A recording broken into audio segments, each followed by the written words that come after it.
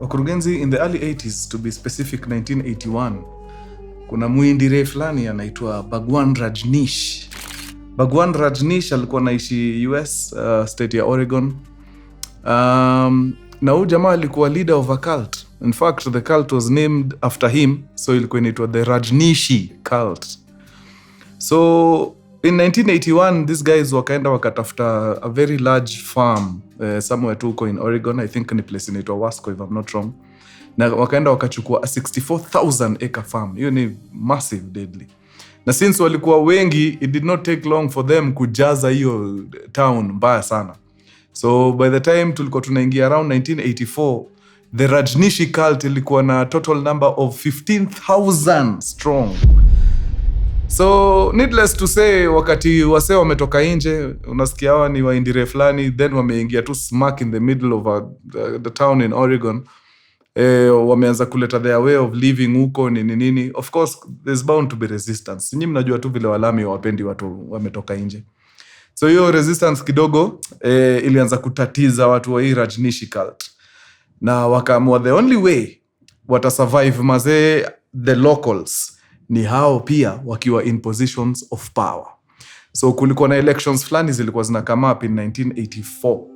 Yeah, some county elections, na wakajiambia hapa tukiweka watu wawili warun for hizi elections na wavotiwe ndani, then we will be able to influence the laws designs that to favor. Alright? So wakasimamisha watu wawili, wakawaeka kwa ballot. But juu walikuwa wanajua bado hao walami ni wengi na wanaweza tungoa pale kwa debe. They came up with a plan. Na plan yenyewe ni hatari. So these guys decided, sababu huko kuna culture safi sana ya watu wakati wanataka ku hang out, ku catch up, wanaingia kwa ma restaurants nini, they have meals together. Hawa indire wakaamua hasa hizo restaurants zao tunaingia na kitu inaitwa salmonella bacteria. Na tuna poison kila kitu huko ndani. So they poisoned a total of 8 restaurants. By the time mazee wanakam kujulikana ni nini imefanyika pale, over 750 people walikuwa affected na hiyo poison. Plan ilikuwa mazee kufanya watu wakuwe wagonjwa ndio wasifanye nini, wasiende kuvote. Wasipoenda kuvote, hao wenyewe unasikia wako strong in terms of numbers, wapitishe mtu wao na ingie ndani. Unfortunately for them, hiyo plan yao ilikama ikajulikana. Na ikabidi wamefurushwa huko mbaya sana. Mdosi wao Rajneesh akahepa, but 1 year later in 1985 he was captured and he was deported. Sasa funny bit ni hakuna country ilikuwa inataka umjama. The guy walijaribu kumtafutia maskan, 21 countries turned him down. I'm not very sure mali ali end up. Yeah, but clearly alikuwa ni mtu wa mambo mingi. So hiyo cult iliisha hapo Oregon, waka move to some town in India. Inaitwa Pura ama inaitwa nini hiyo town? There's a small town in India. Huko ndio cult sasa ili move, wakaenda wakafanya mambo yao huko. Yeah. He's no longer with us, but clearly ni mtu alisumbua enzi zake. I think nda dig deeper hiyo story nione kama naweza ipiga as a full story. Yeah. All right, twende kazi.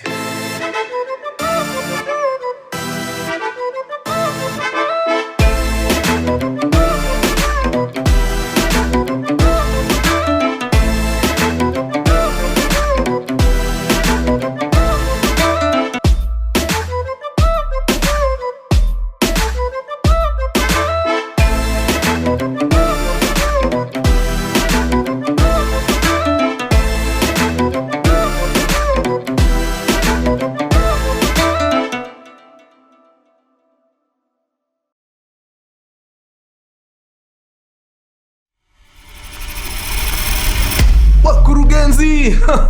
My man! Headline hitters na kama K when you see Mkurugenzi in the building, you just know he's got the juice.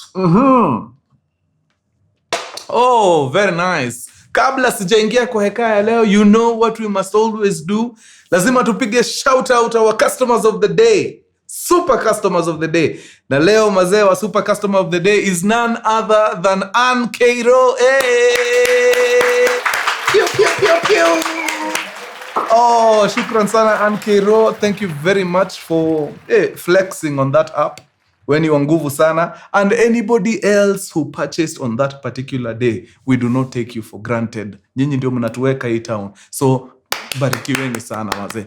Kumbukeni site sasa imebadilika. Sasa ni mkurugenzi.ke. Ingia hapo mkurugenzi.ke, angalia site vile inakaa nini. Nataka nikupatie a special discount on the jungle green tracksuit, the jungle green sweatsuit. Yeah, ukiingia pale hizi zingine zikienda na 6500, wacha nikutolee hiyo punch. Chukua hiyo jungle green na 6k because you guys are amazing. Yeah, na that offer itaenda mpaka ile wakati nitasikia okay, now enough is enough. So ingieni pale, shikeni hizo mavitu bana ziende. Hata nataka kuziclear ndio tulete mali mpya, mali safi. How sio? Very nice. Okay. Wow. So this Headline Hitters episode is a bit special. Special in what way? Special in the essence that ni Headline Hitters lakini wase wengi wanaweza kuwa wakujua hizi stories zikihappen. Na ni sababu it's a security story na most of these security stories zinakuwa ni chini ya maji, deadly. Yeah, so even as I'm narrating the story, itabidi nimeficha vitu nyingi sana sababu, you know, mambo ya security pia haitaki unamwaga tu mtama mbele ya kuku hivyo. Hiyo information inaweza tumika kukuangamiza. Yeah, so mutaniruhusu nifiche mavitu kadhaa. But yeah, twende nayo. Now, a while back kuna binti ako shughuli huku Nairobi, but ikifika time fulani za mwaka waga anachukua basi anaelekea area za ushago kwao. Ushago kwao sitasema ni wapi in particular, but ni the western sides of the country. Yeah, could be anything. Eza kuwa Luo Nyanza, Luya Nyanza, Kisii, wapi, yani ni hizo sides za west tu. So on this particular morning alikuwa nasafiri, alikuwa nasikia bado kausingizi kidogo. I think alikuwa na long night, so sleep hakuwa ameipata vizuri sana. But that wasn't an issue sababu it's a bus ride to the western side of the country, na mtu yote amepiga hiyo masafa anajua hiyo safari haikuagi safari kidogo. Hapa unaweza jiwekelea 6, 7, 8 hours. Yeah, so alikuwa anajua sasa ataingia pale, achukue seat yake comfortably, bas akule usingizi. So waga kona a special seat anapendaga kubook, the one behind the driver. So according to her, I don't know how true this is, hiyo seat nyuma ya driver inakoga na a bit of leg room. Actually it could be juu nyuma ya driver, yeah, hakuna mtu mbele yako juu unless huyu mwenye ako kwa dirisha. Oh no, but yeye ndio alikuwa kwa dirisha. Kuna kuga na hiyo leg room kweli nyuma ya driver? Iko? Yeah, I use that seat too. Oh, pia unatumiaga hiyo? Yeah. Oh, awekagi kimabati hapa nyuma yake? Iko, lakini iko space. Iko space. Yeah. So unaweza nifiti. Yes. Juu alisema hiyo ndio inakuaga kiti yake deadly. So alikuwa hapo kwa booking office, usingizi inamleta deadly. So yeye kitu alikuwa anangoja ni ile, sijui kama ni bell wanapigaga ama ni announcement inakujaga ya kuambia watu sasa basi ya kwenda XYZ iko ready for boarding, ingieni mfanye mambo yenu. So vile announcement ilifika akajiambia, oh thank God, wacha niende nijiwekelee juu usingizi kalikuwa kanamleta deadly. So akaenda akaingia basi, akachukua position yake safi, baga karusha pale juu mahali mzigo zinaekagwa, akakaa chini na akarecline kiti kiasi, bas na akajiwekelea. I think mrembo alikuwa na usingizi deadly sababu by the time anashtuka walikuwa wameenda wanakaribia Narok, ndio ujue yani usingizi ilikuwa imemshika deadly. So vile anaamka, of course anadiscover kuna mtu hapa kando yake, but bado anajaribu kuload. Unajua ukiamka uaga uload kwanza immediately, uaga inachukua muda kiasi kuload. Huyu mwenzake mwenye ameketi hapa akaona finally mwenzangu hapa ameamka, amelala hii safari yote.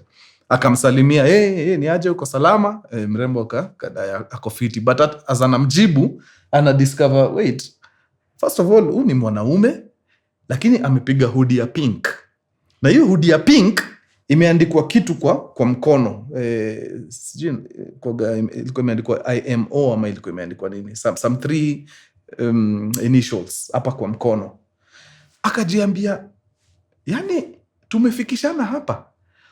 Mjamaa anaingia, ananipata nimelala, anaenda kwa bagi yangu, anatoa hoodie yangu, anavaa na anakaa hapa kando yangu akinismailia, akijua vizuri ameingia kwa bagi yangu, ametoa hoodie yangu, amedunga. In fact hata salamu alikuwa anasalimiwa hapa, hata akurudisha, aliamka immediately kwenda kwa bag kuangalia hiyo hoodie yake huyu alitoa, ama inaweza kuwa tu ni coincidence. Akafungua bag, akapata hoodie yake ya pink, imeandikwa hizo initials kwa mkono, iko ndani ya bag. So this is a complete it's a look-alike, ni similar, zinafanana kabisa. So akalegeza, hata sahii for the first time akasmile, akaketi chini, akamsalimia vizuri. Okay. Jamaa hapa kando alikuwa anashangaa na hii attitude ilikuwa imeanza kuingia, imetoka wapi? Kumbe mrembo alikuwa anafikiria hii hoodie ni yake. Anyway, it was a good conversation starter. Juu alianza tu kubonga, mazee niko na hoodie kama hiyo copy 100. So nimeamka nikapata umeivaa, nikashindwa rada. But nimepata tu ni kufanana, zinafanana. Anyway, uko aje? Wakaanza tu kubonga.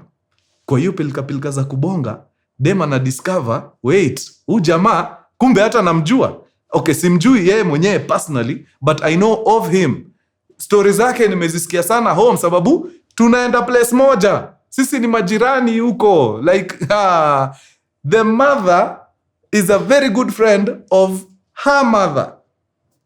Now, stories imeshikashika hapo. Mdema ako curious sana kujua stories za jamaa, sababu uko home, familia umse inakuwaga na, ushaona zile mafamili hizo waga tu everyone is curious about.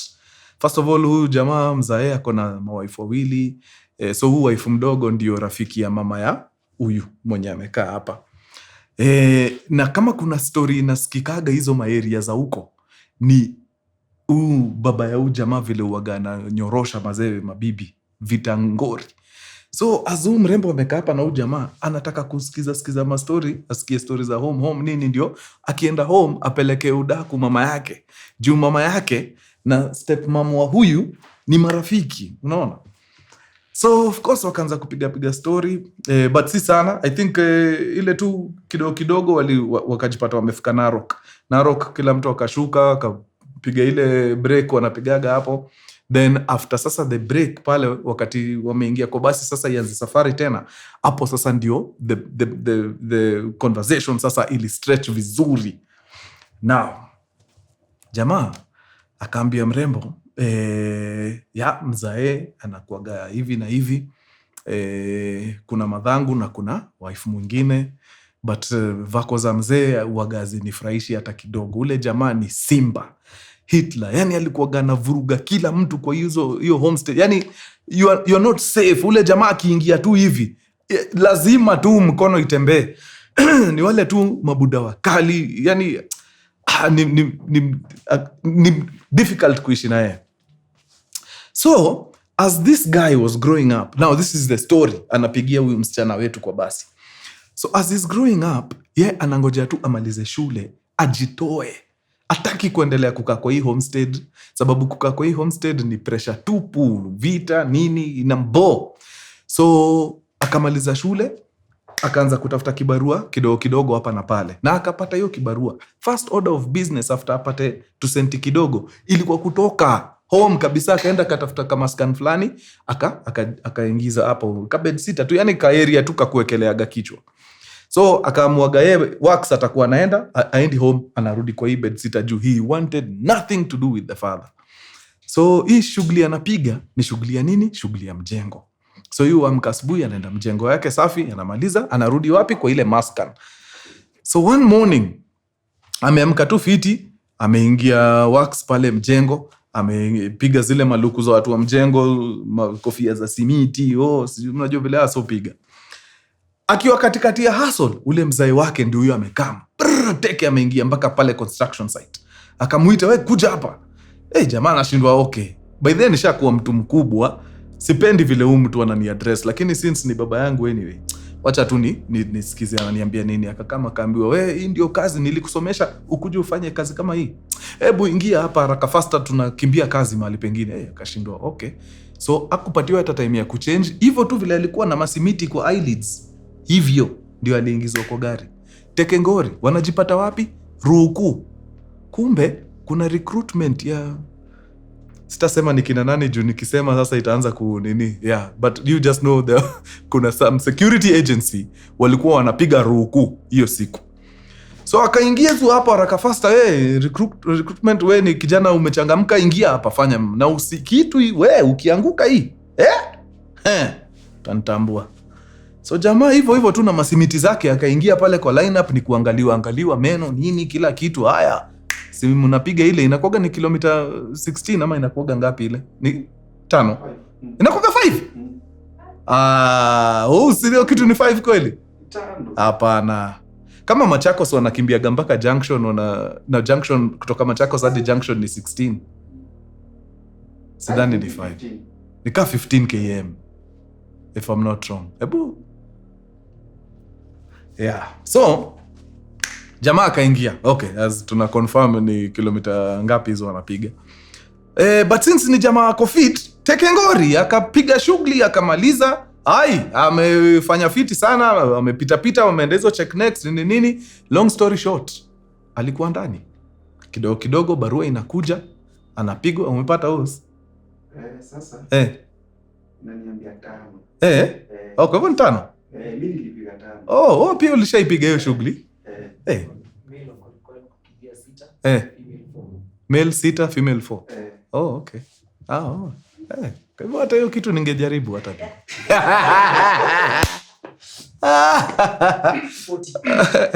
Sasa hiyo 5 ndio competitive kuliko hiyo refu juu kila mtu ni mfast hapo. Kweli. Mpiga picha wangu 44 sijui kama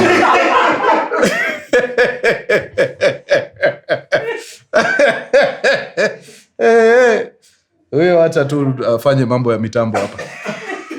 Pale ingekuwa mambo ingine. Tungeanza kuitiwa hapa mtu bwana. Kujieni huyu. Amezima na bunduki.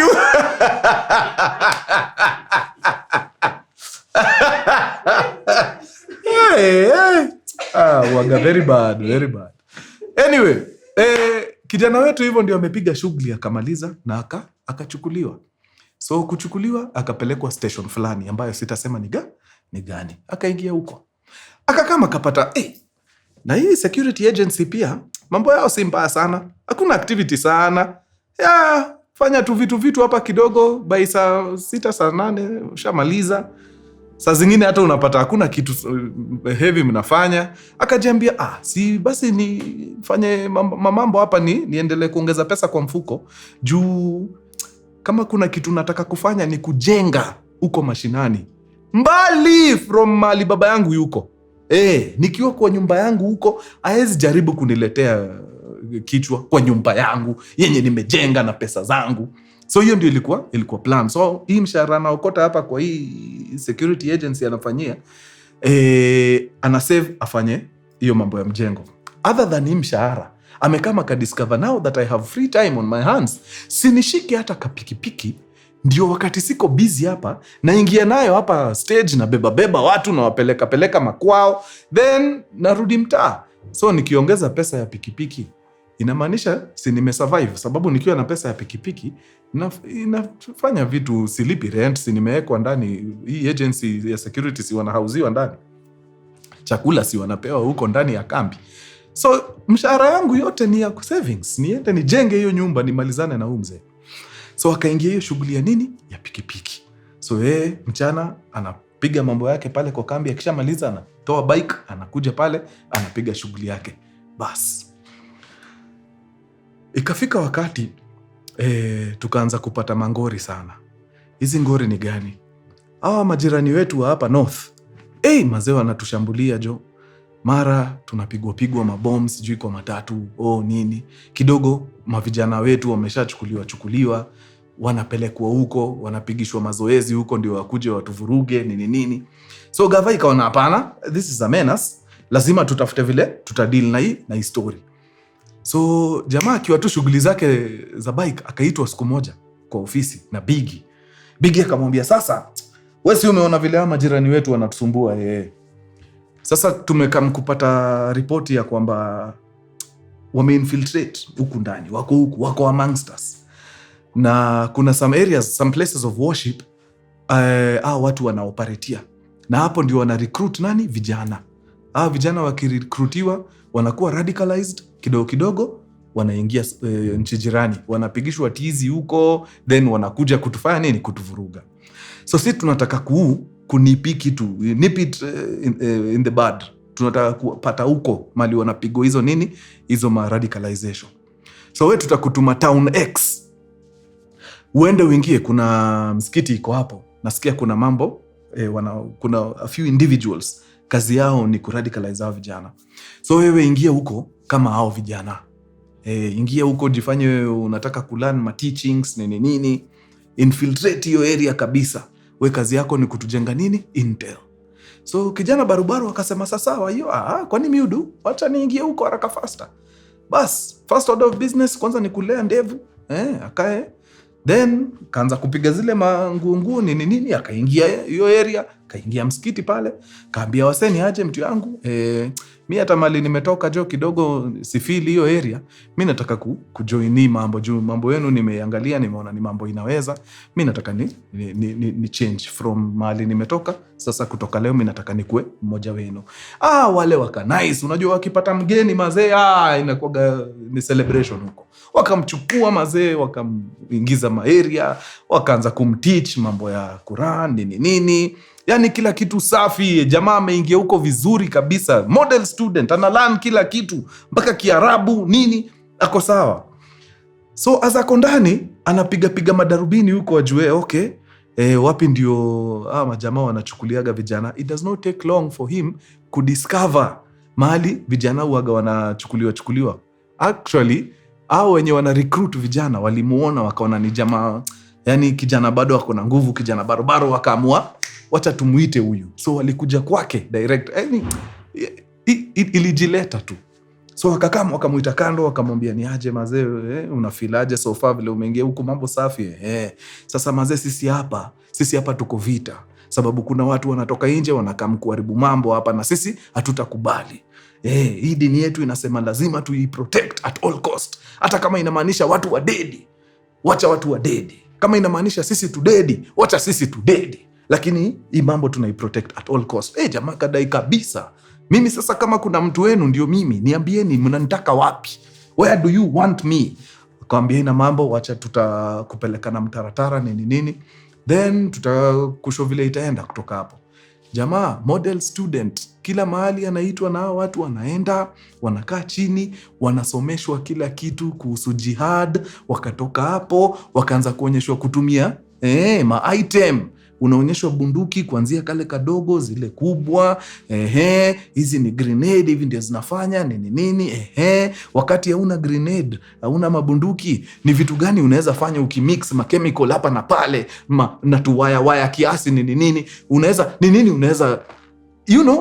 assembly ya explosives haraka fast hapo. Wakaingizwa hapo crash course, wakaonyeshwa vile kuassemble, wakaonyeshwa mpaka vile kudetonate wakati utaki ilipuke. Yani ilikuwa ni training wazimu. But as all this is happening, jamaa ana relay information back to wakubwa wake. Na wakati mazee wameshapanga kila kitu fiti, mpaka assignment ishachorwa, sasa mkae standby, nyinyi ndio watu wetu wa jihad. Sasa tunataka tuwatume maskan fulani, muende mfanye A, B, C and D. Wakati tu kabla waja tekeleza hiyo shughuli, jamaa akarusha ripoti huko, akasema ni aje, tushapata location, tushapata date na time. So hii ndio siku tunafaa kuingia huko, tufanye vilipuma, mashambulizi hatari huko. So I think the best time ya kuingia ni sahi. So ripoti ikafikishwa kwa wabigi haraka, wabigi waka-assemble kikosi Tekengori, na wakati mazee watu they are least expecting, bana a contingent of majamaa wakaingia. Na ilikuwa hakuna kucheka na mtu, ni kuingia ndani straight. They had a list of names, photos, kila anyone who was involved. Yani hata kama wewe ulikuwa tu ule kijana mdogo umekaa pale, yani unataka tu kujoin bandwagon, as long as uko pale ndani, picha yako na jina ilikuwa tayari ishafikishwa. So hawa wase waliingia wakijua exactly who they are collecting. Na kuambia ilikuwa kitu ya madakika hapo, lakini watu waliokotwa deadly, walienda kuenda. Ni kitu during research nilienda hapo nyuma kuangalia hiyo raid ilikuwaje nini. Ilikuwa na controversy kidogo hiyo raid, but kuna wazazi walitokea wakasema mazee watoi wao wamechukuliwa illegally, hawakuwa kwa hizo vitu nini. So according to huyu mrembo ananipigia hii story, hakuna mtu aliokotwa pale, intel yake haikuwa imefikishwa na akachunguzwa for some time. Kumbe kuna wasea waendagi tu na hearsay. Tukiona tu jina yako wewe, you are a person of interest, we take time kwanza kuchunguza kwa undani. By the time tunakam kukuokota, we have yani reason beyond doubt ya kuwa wewe ni mhusika. So dem alikuwa ananiambia, by the kwa nini ukiangalia utaona kuna wazazi wana complain watoto wao nini, but the truth of the matter ni hao watoi walikuwa part of hiyo kitu. Hakuna mtu aliokotwa ati kimakosa. They were there. Hiyo intel ilikuwa imeokotwa for months. So maze shughuli ikapigwa deadly, wase wote walikuwa involved ndani, pap, na hivyo ndio boy wetu alidisappear. Sasa kudisappear ikabidi arudi town of origin, huko mali alikuwa na kale kapikipiki kake.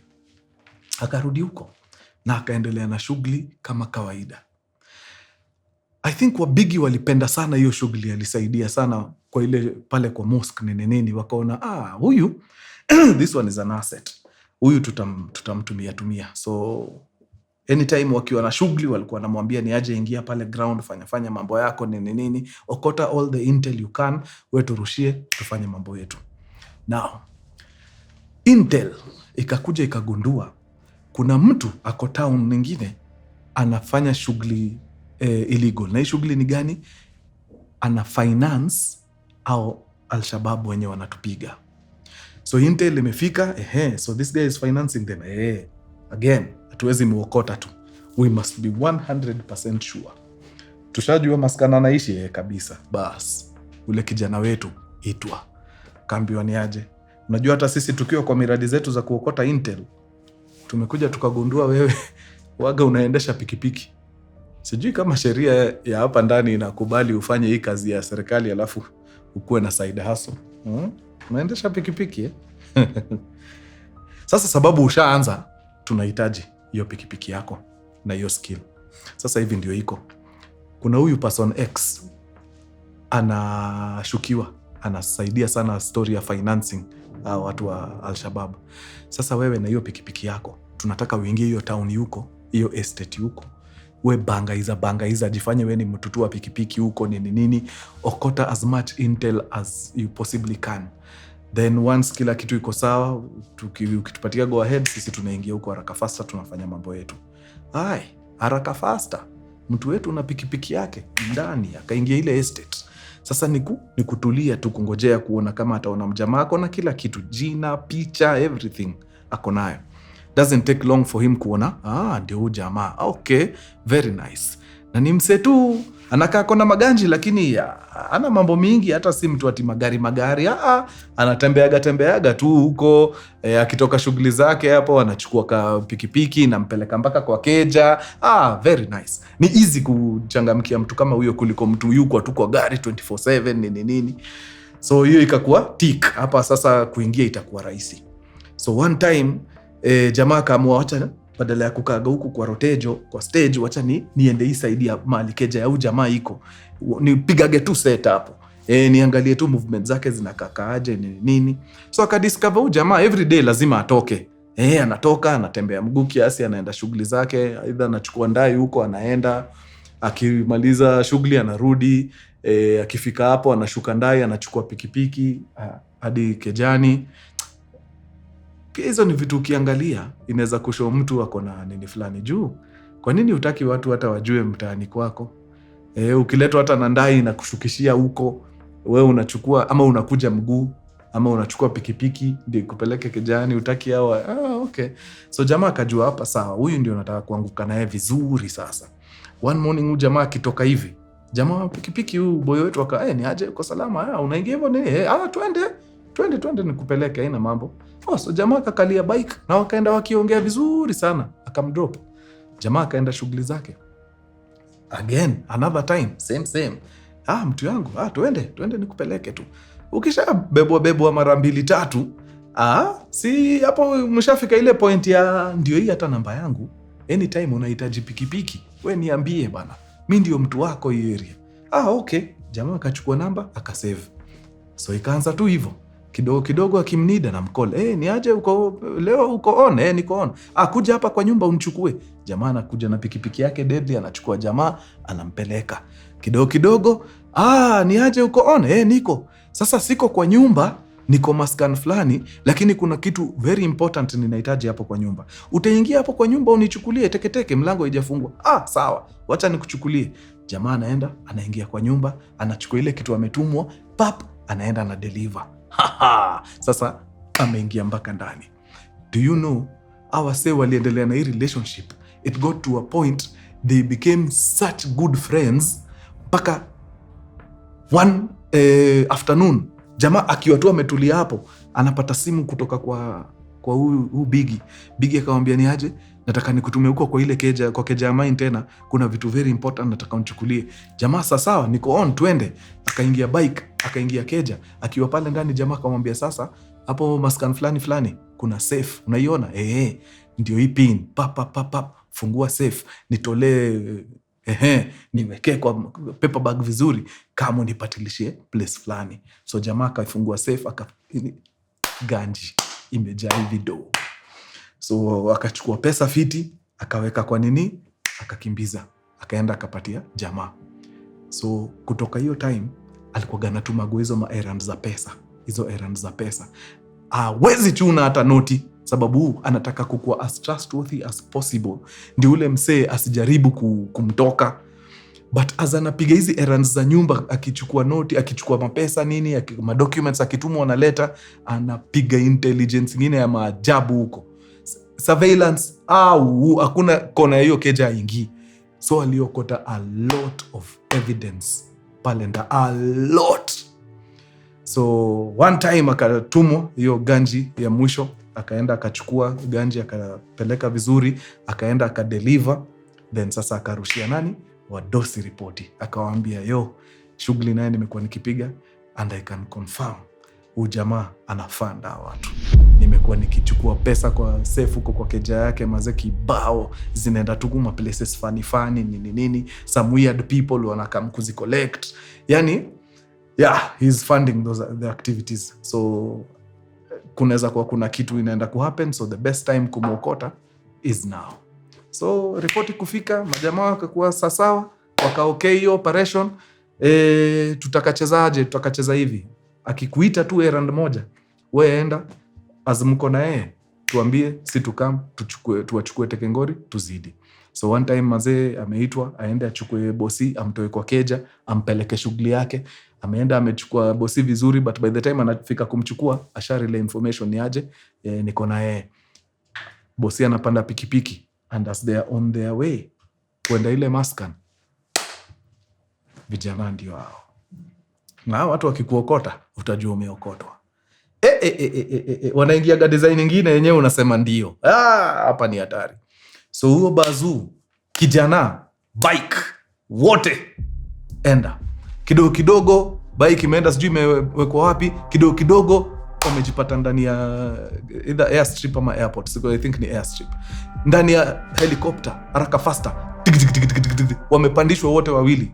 Tekengori wameenda, wamejipata town nyingine mbali deadly.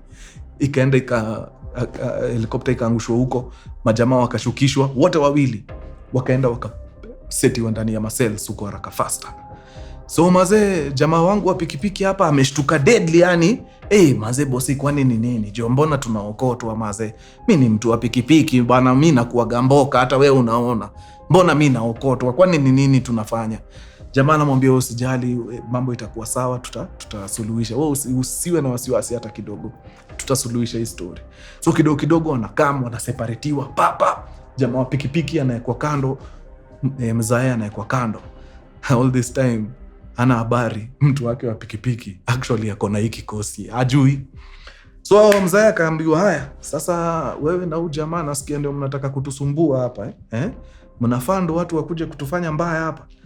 Akadai, first of all, okay, sijui mambo gani mnaongea, lakini kile nitawaambia for a fact, that boy has nothing to do with hii story yote. Wachana na huyu mtu. Huyo ni jamaa tu anatry kujitafutia. Alikuwa tu the wrong place at the wrong time. So huyo wachaneni na yeye, mrelizini. Wale majamaa wakamwambia, hapana, kwanza huyo ndio tunaanza na yeye, unless utuambie exactly kile tunataka kusikia. But unajua hawa jamaa huaga si wa rahisi, ni wagumu. Yeye kutoa information ngumu. Wakadai ngumu, information nayo itakuwa tricky. Okay, ni tricky, sawa. Oya, chukua huyo jamaa wa huyu mtu wa pikipiki, mkimbize pale nje, malizana na yeye. Hapa hakuna kubembeleza watu. Kidogo kidogo jamaa wa bike ameshachukuliwa huko, amepitishwa hapo, analia kibeg. Jamaa hapa anatry kuambia, hapana bana, wachaneni na huyo bana, mnaua mtu mwanzela. Kidogo ametolewa huko nje, marisasi zishalia. Mzee akasema, you know what, okay, kama mtu innocent anamalizwa hivyo, wacha tu niseme ile information yote niko nayo. Akafungua kayamba hapo kweli. Aliweka information hapo kwa meza proper. Kila kitu hata zenye hajaulizwa zote zikawekwa hapo chini. Bas. Once wale majamaa wamesha ascertain kila kitu iko sawa, jamaa ametupatia information yote tunahitaji nini, shwap, ni kukimbizwa korokoroni very fast. Then sasa based on hiyo information wamepewa, wakaenda waka-act on it. I think ilifua dafu huko. Juu sasa huyu aliwalink na other people wakawalink na other people. It was a whole operation. Well, jamaa wetu hakuna risasi alikula, of course, sababu he's part of the team.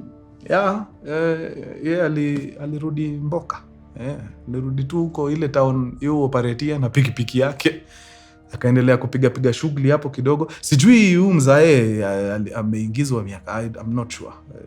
Sijui ako ndani hao. But terrorism mtu utoka kweli. Si hiyo unaenda sana. Hiyo unaenda kabisa. So akasukuma kiasi for some time huyu kijana. Kuna area fulani hapo walikuwa wanatusumbua sana. Iko hiyo area ya hiyo forest inakuwa between Tana River na Boni Forest. Akaingizwa huko kiasi. Pia kuokota intel. Manze anaingia tu kama villager. I think wanakuwaga wasanii. Jumse anaingiaga tu zone na anatoshea, unaamini kabisa. Aliingia tu kwa manze, kadai ni msetu, alikuwaga ushago, sijui wapi, amekamuku kutafuta namna, akajipata hizo maeria. So you katuna villagers huko Boni Forest nini, in case asikie tu activity nini, ana relay information. So kapiga hiyo for some time, but as at now I don't think ako hapo. I think hata alitoka akapelekwa kwa another agency. Wacha hii yenye aliandikwa, another one totally different. Nilisikia story nikasema wow, okay. Unaweza kuwa wewe ni mtu wangu hapa. Hata huyu mpiga picha wangu 44 anaweza kuwa anatuangukiaga hapa na kumbe ni kachero. Hizi vitu zote tu ni acting.